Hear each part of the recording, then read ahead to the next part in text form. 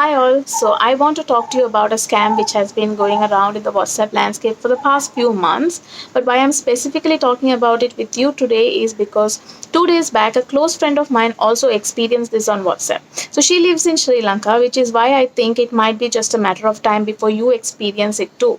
Sometimes it might just die off like that, so you don't have anything to worry about much. So this is a WhatsApp OTP scam. Now, supposing you want to sign into WhatsApp, we all know the process. What do? We install the app on our machine, on our mobile device. Then we give the mobile phone number. So, just by giving the mobile phone number, WhatsApp doesn't initially log us in. What it will do is it will also send an OTP to our mobile phone. This OTP is a one-time password. It is the important thing that you need to keep in mind here is that this OTP is a password and you have to keep it secure. Most of us don't realize the value of what this OTP is, thinking that it is not, it's just some random number of digits. It's not a password, but it is. Why it is important is because if anybody wanted to get access to your WhatsApp account, all they need is a mobile device with WhatsApp installed on it, your mobile phone number, and finally the OTP. In most cases, these scammers have three out of the four things that are needed. They have a mobile device, they have your WhatsApp installed, they have your mobile phone number as well.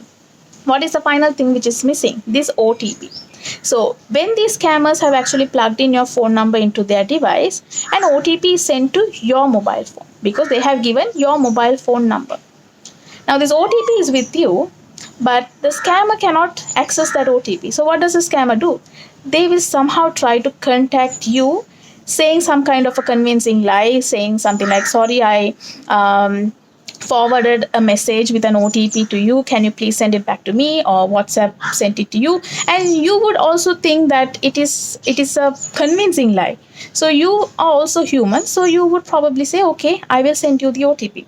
Because you did not request for an OTP. So you would think like, yeah, it's probably true what he's saying. He probably might have mistakenly forwarded it to me and deleted on his phone as well. So what would you do? You will send back this OTP to your scammer. You are the final link in this entire scam because you are the one who has voluntarily given up your OTP to the scammer who wants to log into your WhatsApp account.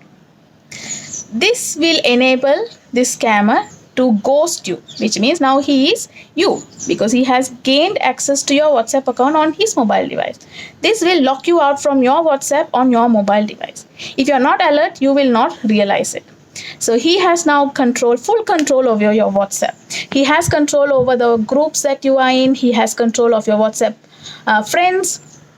So he can send any messages he wants. He can post pictures. He can try to put up messages in different groups. He can do whatever he wants because he has control over your WhatsApp network. But what he doesn't have control over, I should say, is the legacy or the history of your messages, unless he also has access to your WhatsApp backup data, which is mostly not a viable option in this case. Okay, so now this scammer is acting like you because he has access to your account and you don't really know about it. So what will he do? Now he will try to contact your friends on your WhatsApp doing the same thing. They are trying to continue this cycle to see someone who can actually get caught with this trap. So they will now send, because they have your best friend's phone number through your WhatsApp network, they will do the same thing for your best friend. They will take your best friend's number, try to log into a mobile device, and they want your best friend's OTP to complete the same circle that they did with you. So they will now send a message from your WhatsApp account to their WhatsApp asking, okay, could you please send me this OTP because I forwarded it to you by mistake. And you would never even doubt anything because it's your friend who's sending you a message on WhatsApp. You wouldn't really doubt that, right? Because it's your friend. So this is what actually happens. They try to use this kind of social engineering scams to get to you. Social engineering is just making use of some kind of psychological cues or triggers just to make you do something. Okay, so that is why I said it's a very easy social engineering attack that anybody can do. So the good thing is that you can always safeguard yourself from these kind of scams in the future. Always treat your OTP as a password. Never ever willingly give up your OTP to anybody. No institutions, banks, even your best friend shouldn't be asking your OTPs because it is a password, even though it is some kind of random numbers that get sent to your SMS as an SMS.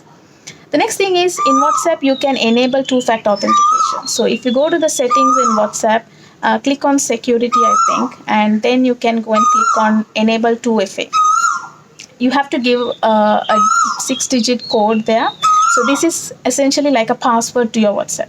So this two-factor authentication is like a second layer of defense or second layer of security to stop anybody from accessing your WhatsApp account. Now, sometimes, even if somebody had got hold of the OTP that got sent to your mobile device, it's very difficult, yes, but if somebody has installed a malware on your mobile device which can read through the SMSs, then they can get hold of your OTP. So, in this case, what happens is when you try to install WhatsApp, it will ask you for your mobile phone number, then it will ask you for the OTP that came to your SMS. Third one is it will also ask you the digit that you have given when you were trying to set up this 2FA. So these kind of scams are not only limited to WhatsApp. Any platform that makes use of OTP can also go through these same kind of problems. So all you have to keep in mind is where possible, try to use two-factor authentication. Where possible, not where possible, at all times, treat your OTP as a password. Never ever give it up to anybody.